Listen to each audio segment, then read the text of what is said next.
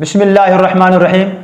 حضرات، یہ زلزلے سیلاب اللہ کی نشانیوں میں سے نشانی ہے، یہ بھی اللہ کی مخلوق ہے جیسے ہم اللہ کی مخلوق ہیں۔ اور یہ آتے کیوں ہیں؟ اللہ فرما رہے وَلَنُذِيقَنَّهُم مِّنَ الْعَذَابِ الْأَدْنَىٰ دُونَ الْعَذَابِ الْأَكْبَرِ لَعَلَّهُمْ يَرْجِعُونَ، کہ ہم انہیں بڑے عذاب سے پہلے چھوٹے عذاب کا مزہ چکھائیں گے تاکہ وہ ہم سے رجوع کریں۔ یہ عذاب اس لیے آتے ہیں، یہ سیلاب، کہ ہم اللہ کی طرف متوجہ ہوں، اللہ اپنے طرف متوجہ کرنے کے لیے چھوٹے چھوٹے عذاب بھیجتے ہیں۔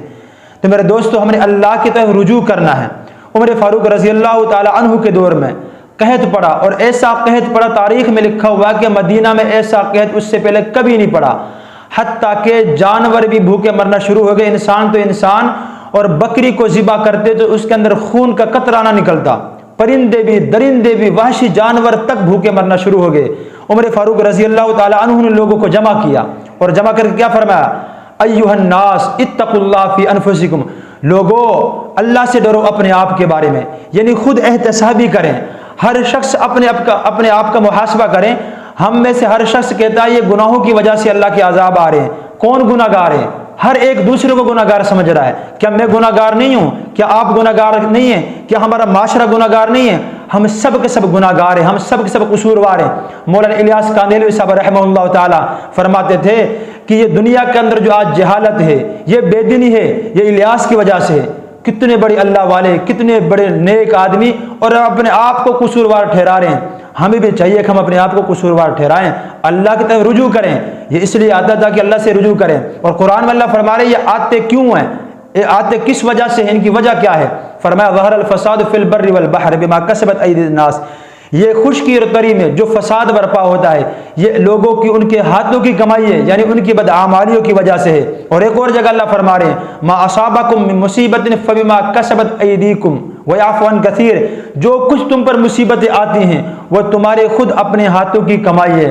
تو میرے دوستو، ہمیں اللہ کی طرف رجوع کرنا ہے، اور اللہ خود قرآن میں فرماتے ہیں ففروا الی اللہ، کہ اللہ کی طرف دوڑو، اللہ سے، اللہ کو منائیں، رجوع الی اللہ کرے۔ ہر شخص اجتماعی طور پر، انفرادی طور پہ اپنے اللہ سے معافی مانگے۔ میرے دوستو، یہ جو عذاب ہوتے ہیں ان سے ٹکرایا نہیں جاتا، ان سے مقابلہ نہیں کیا جاتا، تدبیر ہوتی ہے، اسباب اپنانے چاہیے، لیکن کوئی ان سے ٹکرا نہیں سکتا۔ کیا آپ بھول گئے قرآن کے اندر سورہ ہود میں قوم نوح پر عذاب آیا؟ نوح علیہ السلام نے اپنے بیٹے کنان سے کہا یا بنی ارکب معنا، اے میرے بیٹے ہمارے ساتھ سوار ہو جا کشتی میں۔ ظاہر سی بات ہے کشتی میں وہی سوار ہونا تھا جو ایمان والا تھا، مطلب یہ تھا بیٹا توبہ کر لے، ایمان لے اور ہمارے ساتھ سوار ہو جا ایمان کے بعد۔ تو بیٹے نے کیا کہا؟ قال سآوی الی جبل یعصمنی من الماء، ابا جان میں پہاڑ کی چوٹی پہ پناہ لے لوں گا، میں بچ جاؤں گا۔ تدبیر، اللہ کے عذاب سے مقابلہ کرنا اور توبہ نہ کرنا، یہ کفار کا شعار ہے، یہ کفار کا شیوہ ہے۔ مسلمان سب سے پہلے اللہ کی طرف رجوع کرتا ہے، ساتھ میں تدبیر بھی کرتا ہے، اسباب بھی اپناتا ہے۔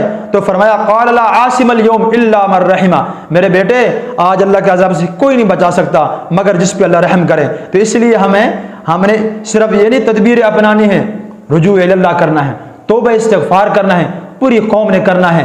اور میرے دوستو، اللہ رب العزت کے غصے کو ٹھنڈا کرنے کے لیے کچھ اعمال ہوتے ہیں، ان میں سے استغفار۔ حدیث پاک کا مفہوم ہے، ابو داؤد شریف کی روایت ہے من لزم الاستغفار جعل اللہ له من کل ضیق مخرجا، جو شخص استغفار کو لازم پکڑ لیتا ہے، استغفار کرتا ہے، اللہ تعالیٰ ہر تنگی سے اس کے لیے راستہ نکالتے ہیں۔ سب کے سب استغفار کرے، آیت کریمہ پڑھیں۔ یونس علیہ السلام نے آیت کریمہ کو پڑھا تھا، لا الہ الا انت سبحانک انی کنت من الظالمین۔ صدقہ کرنا اللہ کے غصے کو ٹھنڈا کر دیتا ہے، ہم سب کے سب صدقہ کریں۔ نماز پڑھنا، نماز پڑھنے سے اللہ کا قرب حاصل ہوتا ہے۔ اللہ خود کہہ رہے ہیں سورہ علق کے اندر کہ سجدہ کریں میرے قریب ہو جائیں، تو ہم اللہ کے قریب ہو جائیں نماز کے ذریعے۔ عمر فاروق رضی اللہ تعالی عنہ کے دور میں جب قحط پڑا تو انہوں نے یہی کہا، یہ بھی کہا کہ اپنے آپ کا محاسبہ کرے، ہر ایک سے کہا، اور ساتھ میں یہ بھی کہا کہ مغرب کے بعد انہوں نے لوگوں سے کہا کہ اور نفل پڑھیں، خود بھی نوافل میں مشغول ہو گئے اور اللہ سے رو رو کے دعا کی۔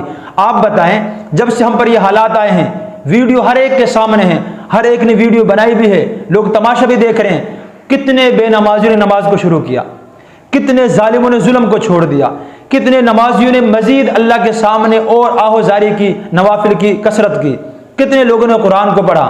بتاؤ، ہر شخص اپنی جگہ پر قائم، ہر شخص نہ نمازی بے نمازی نمازی بنا، نہ نمازی نے مزید توبہ استغفار کی، نہ لوگوں نے اپنے ظلم کو چھوڑا۔ ظلم کو چھوڑنے سے بھی اللہ کے عذاب ٹل جاتے ہیں۔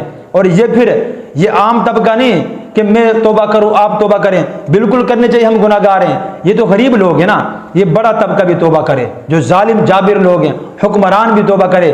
خود عمر فاروق رضی اللہ تعالیٰ عنہ نے فرمایا لوگوں سے کہ تمہاری وجہ سے مجھے آزمایا گیا ہے، میری وجہ سے تمہیں آزمایا گیا ہے، تو بڑے حکمران بھی توبہ کریں۔ آپ جانتے نہیں ہیں عمر فاروق رضی اللہ تعالیٰ عنہ کے دور میں جب زلزلہ آیا، زمین پہ کوڑا مارتے ہیں اور کہتے ہیں اے زمین کیا عمر تجھ پہ انصاف نہیں کرتا؟ یہ نہیں کہا لوگ ظلم کر رہے ہیں، یہ نہیں کہا لوگوں کی وجہ سے ایسا ہوا، کہا کہ حکمرانوں کی ظلم کی وجہ سے زمین پہ زلزلہ آتا ہے۔